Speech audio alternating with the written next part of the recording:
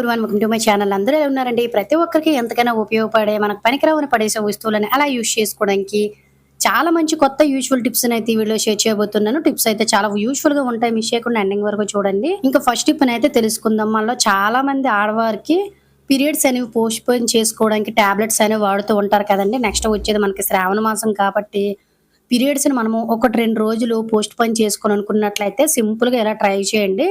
చాలా natural remedy అండి. ఎటువంటి మెడిసిన్స్ లేకుండానే మనం ఒక 2-3 రోజుల వరకు కూడాను పీరియడ్స్‌ని పోస్ట్ పోన్ చేసుకోవచ్చు. సో, దీనికోసం ఒక నిమ్మకాయని కట్ చేసేసుకొని, ఒక 2 గాని, 3 గాని ఒక నిమ్మకాయ గింజలను తీసేసుకొని పరగడుపున మనం ఎప్పుడైతే పీరియడ్స్ ఆపాలనుకుంటున్నామో దాని ముందు 2 రోజుల ముందు నుంచి మనం స్టార్ట్ చేయవలసి ఉంటుందండి. సో, మీరు ఒకరోజు ఆపాలనుకునేటప్పుడు ఒక నిమ్మ గింజని ఇలా వేసేసుకొని పరగడుపున కొంచెం వాటర్‌తోని ఇలా చేసినట్టయితే 2-3 రోజులు మీకు పీరియడ్స్ అనేవి పోస్ట్ పోన్ అవుతాయి. ఖచ్చితంగా ట్రై చేయండి. సెకండ్ టిప్ అయితే తెలుసుకుందాము. జనరల్‌గా మన ఆడవారు ఇయర్ రింగ్స్ అనేవి పెట్టుకుంటూ ఉంటాం కదండీ. 1 గ్రామ్ గోల్డ్ అయినా లేదంటే గోల్డ్ అయినా కూడాను. కానీ కొన్ని రోజులకి నల్లగా మురుకు పట్టేసి షైనింగ్ అనేవి పోతూ ఉంటాయి కదా! సో, అవి ఏ చెవులోను అయినా కూడాను మనం మళ్ళీ కూడాను గోల్డ్‌తో కోటింగ్ వేసినట్టే కొనేటప్పుడు ఎలా అయితే ప్యూరిటీగా మంచి కలర్‌లోనే ఉంటాయో అదే విధంగా ఉండాలంటే సింపుల్‌గా మీరు బ్యాంగిల్స్ అయినా లేదంటే 1 గ్రామ్ గోల్డ్ అయినా, ఇయర్ రింగ్స్ అయినా అన్నిటిని ఇలానే ఈజీగా క్లీన్ చేసేసుకోండి. ఏమీ లేదు, ఏవైతే మనం క్లీన్ చేయాలనుకుంటున్నామో వాటిని ఈ విధంగా ఒక బౌల్‌లో వేసుకొని కొంచెం వాటరు, పసుపు వేసుకొని కొంచెం విమ్ లిక్విడ్ గాని, సర్ఫ్‌ని గాని వేసుకొని ఖచ్చితంగా ఒక అరగంట పాటు కూడా పక్కన పెట్టేసుకోండి. మనకు మురుకంతా కూడా నానొచ్చేస్తుంది. ఆ తర్వాత టీ తాగేసిన తర్వాత టీ పొడిని ఎందుకు పనికిరావని పడేస్తూ ఉంటాం గానీ మనం గోల్డ్, వెండి ఐటెమ్స్ అనేవి ఈజీగా క్లీన్ చేసుకోవడానికి, గీతలు లాంటివి గట్టా పడకుండా ఉండడానికి ఇది చాలా బాగా యూజ్ అవుతుందండి. ఒక అరగంట సేపు పాటు కూడా నేను పక్కన పెట్టేసాను. ఆ తర్వాత మనం టీ పొడి అనేది పక్కన పెట్టుకున్నాం కదా! ఆ టీ పొడితోని ఈ విధంగా అదే వాటర్‌లో ముంచుకుంటూ ఏదైనా ఓల్డ్ బ్రష్ ఉంటే దాంతోటి ఈ విధంగా క్లీన్ చేసామంటే మన గోల్డ్ చైన్స్ గానీ, 1 గ్రామ్ గోల్డ్ గానీ, బ్యాంగిల్స్ గానీ, నెక్లెస్‌లు గానీ మూలలో ఉండే మురికంతా పట్టేస్తుంది కదా! కొంచెం క్లీన్ చేయడం కూడా కష్టంగా ఉంటుంది. కానీ మూలలో డిజైన్‌లో ఉండిపోయిన మురికి, జిడ్డు అంతా కూడా ఈజీగా పోయి మనం పసుపు వేయడం వల్ల వస్తువులనేవి మంచి బంగారు పూత వేసినట్టు మెరుస్తాయి. కలరు, లుక్ అనేది కూడా పోకుండా ఉంటాయి. సో, మీరు రెగ్యులర్‌గా వాడే బ్యాంగిల్స్ గానీ, చైన్స్ గానీ, ఇయర్ రింగ్స్ గానీ ఏవైనా క్లీన్ చేయాలనుకునేటప్పుడు సింపుల్‌గా ఈ మెథడ్‌లో క్లీన్ చేయండి.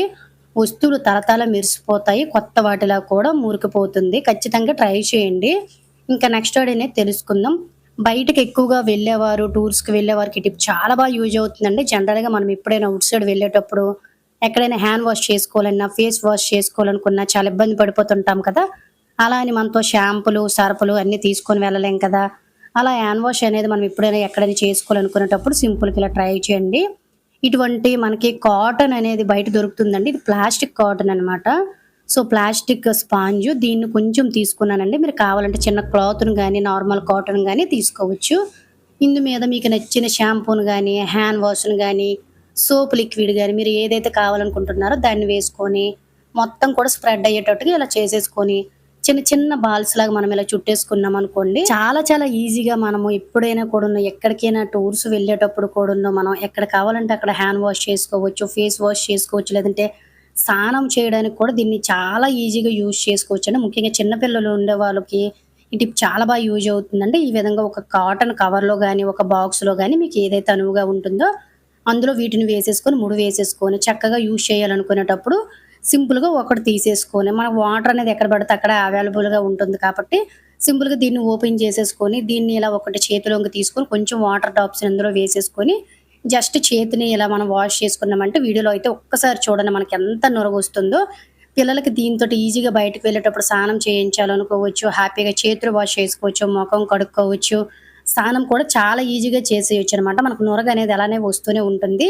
ఈసారి బయటలకి ఎప్పుడైనా అంటే మనం క్యాంప్స్‌కి గాని, టూర్స్‌కి గాని వెళ్ళేటప్పుడు బయట మనకి నచ్చినట్టుగా వాష్ చేసుకోవాలనుకునేటప్పుడు సింపుల్‌గా ఈ చిన్న ట్రిక్‌ని ట్రై చేయండి.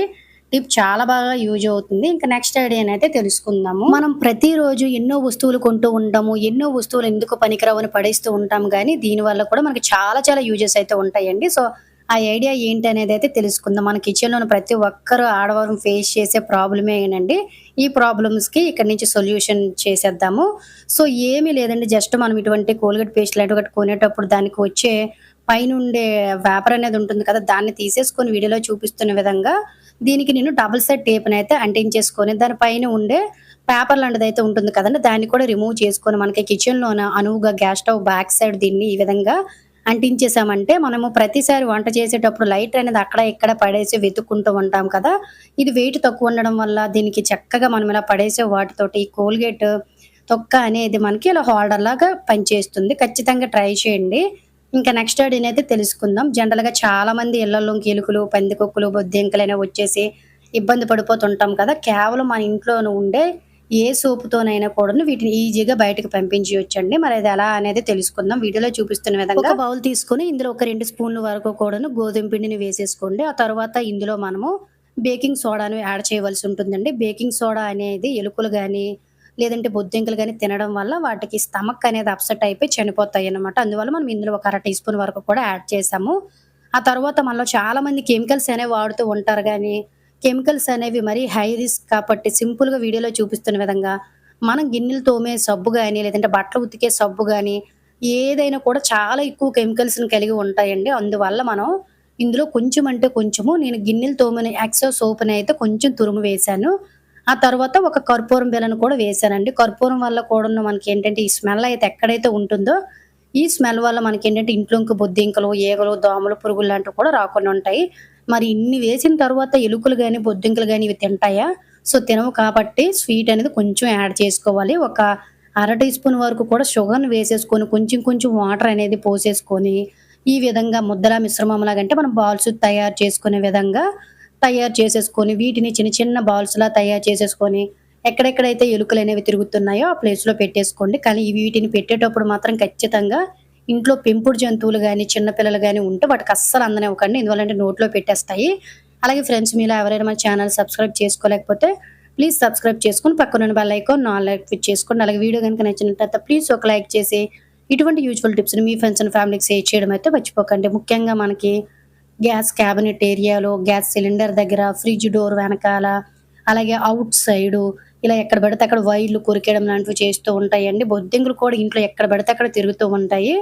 ఇలా మీకు ఎక్కడెక్కడైతే ఎలుకలు, పందికొక్కులు, బొద్దింకలు ఇవన్నీ తిరుగుతున్నాయో ఆ ప్లేసుల్లోనే ఖచ్చితంగా ఇలా పెట్టేసుకొని, ఇలా వదిలేసారనుకోండి ఎలుకలు గాని, పందికొక్కులు గాని, బొద్దింకలు గాని ఇవి తిని చనిపోతాయన్నమాట. సో, దీనివల్ల మనకి ఇంట్లోనే ఉండే బొద్దింకలు గాని, ఎలుకలు గాని అన్నీ పోతాయి. ఖచ్చితంగా ఒకసారయితే ట్రై చేయండి. ఇంకా నెక్స్ట్ ఐడియానైతే తెలుసుకుందాము.